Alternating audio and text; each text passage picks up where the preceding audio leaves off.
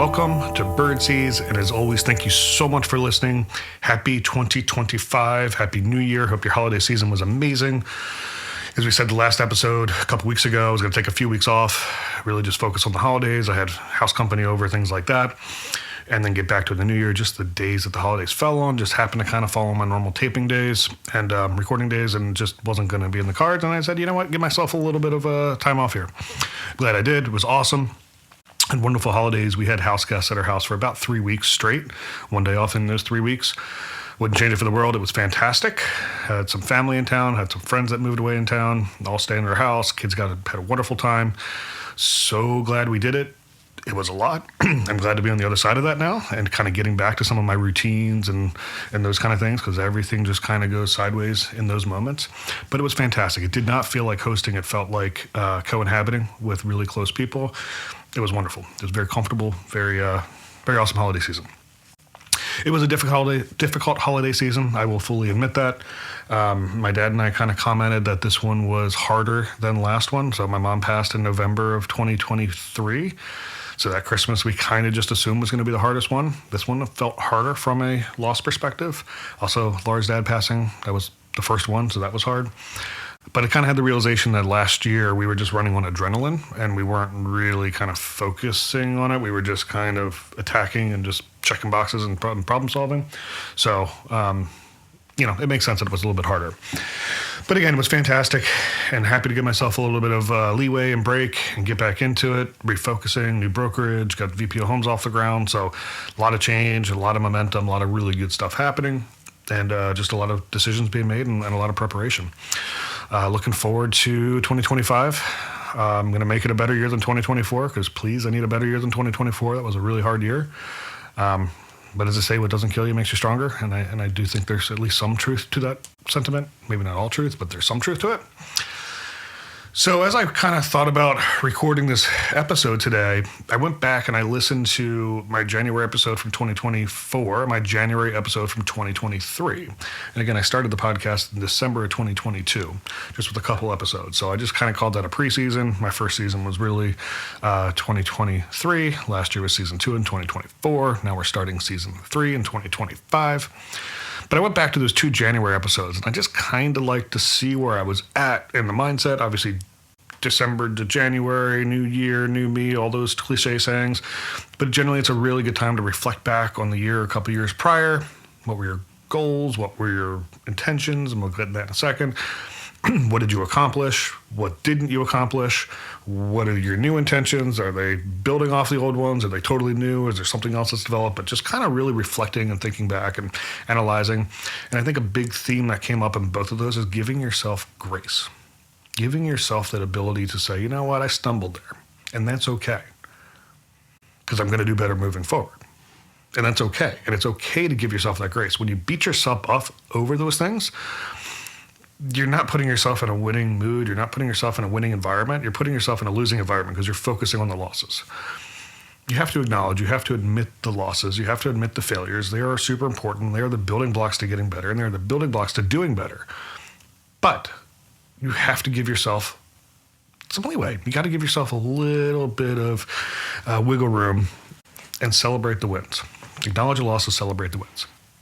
When I went back to those 2 episodes, that's kind of what they were about. They were about intentionality. I've talked about this in the past, but we're going to talk about it again right now. The difference between a New Year's goal or a New Year's resolution and a New Year's theme or a New Year's intention. A goal or resolution is an act. So if I decide I want to be healthier and I make my goal to eat a healthy meal, check the box. Healthy meal, I'm done. Did that one healthy meal make me healthy? No. Was it a move in the right direction? Sure. But if I followed that healthy meal with a cheesesteak right after, it probably didn't really help me very much. Better than eating 2 cheesesteaks? Sure, all day long. But did it really accomplish my goals? No, it didn't. I checked a box. I had a goal. When you set the intention, I want to be healthy, you move forward with that coloring every decision you make moving forward, right? Every meal you have, maybe I will have that cheesesteak because I'm in Philly. And when in Philly, eat a cheesesteak, right? But maybe I won't have the French fries. Or maybe I'll eat half the sandwich. And then maybe the next 3 meals I'm going to eat after that are going to be very healthy meals, very low-cal meals, because I'm going to let myself splurge But that one splurge is not going to prevent me from being healthy. So we got to think of it both ways, right? It's the one healthy meal is not going to make us healthy. The one bad meal is not going to prevent us from being healthy. It's the overall arching average that you get doing that. And when it's a goal, it is about the task. When it's a theme or an intention, it's about the long haul. So one of the big things I've been looking for in my journey here is balance. I think it's really interesting as I went back, many of the same themes are the same themes moving forward. As I go, they're maybe slightly adapted, but they're the general themes moving forward. My first initial reaction is to think of myself as a failure because I'm still working on the same things. Shouldn't I have accomplished that by now? I've set that as an intention for 2 years now. I've been really trying to do that. Shouldn't I be there now? That's one way to think about it. That's the wrong way to think about it, but that's one way to think about it. The right way to think about it is that is such an important theme. And it is not a simple theme, and it's going to ever evolve based on the circumstances around us. And that is just something that you will never perfect and always has to be a top priority and a top intention in order to live the life I want to live. And that's balance, that's intentionality. Those are all those things we've talked about many times on the show.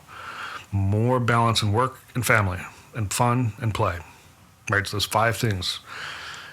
Though that's what my intentionality is. That's what my theme is moving forward. This year, I want to slow down more. Sometimes I can kind of get caught up in tasks and just get it off my plate, bam, bam, bam, bam, do it. I think that's ADHD me, for sure. Sometimes it leads to mistakes. Well, been able to solve them, but sometimes it leads to mistakes. I really just want to take a deep breath, slow down more. Pause, reflect, respond. Don't react, respond. That's really what I want to work on this year. Really slowing down to make the decisions, making sure I'm confident in the decisions I'm making. Now that also sort of goes contrary to my other priority for the year. Action. Stay in motion. Stop overthinking everything and do. Now, how could I have both of those intentions at the same time and not have them counteract each other? That's the challenge. That's what I'm going to be working on. But I want to be able to slow the noise down, focus on the problem, solve the problem, act on the problem, right? Sometimes I find myself either just reacting, not responding, just reacting to the problem. And maybe it was I didn't have enough slow down to focus on the best answer and I just did something in response to it. Other times I will just get stuck on it and I will overthink every potential scenario that could come out of it and then I don't go into action. Slow down, focus, make a decision, act on decision. That's my 2025. Thank you guys for listening. Hope you're having a wonderful day. Can't wait to bring you more episodes, more guests, more themes. If there's anything you want to hear about, we'll do more book reviews. We'll do more song reviews, et cetera, et cetera. Thank you so much for listening. It's Birdseeds with Joe Bird. Have a wonderful day.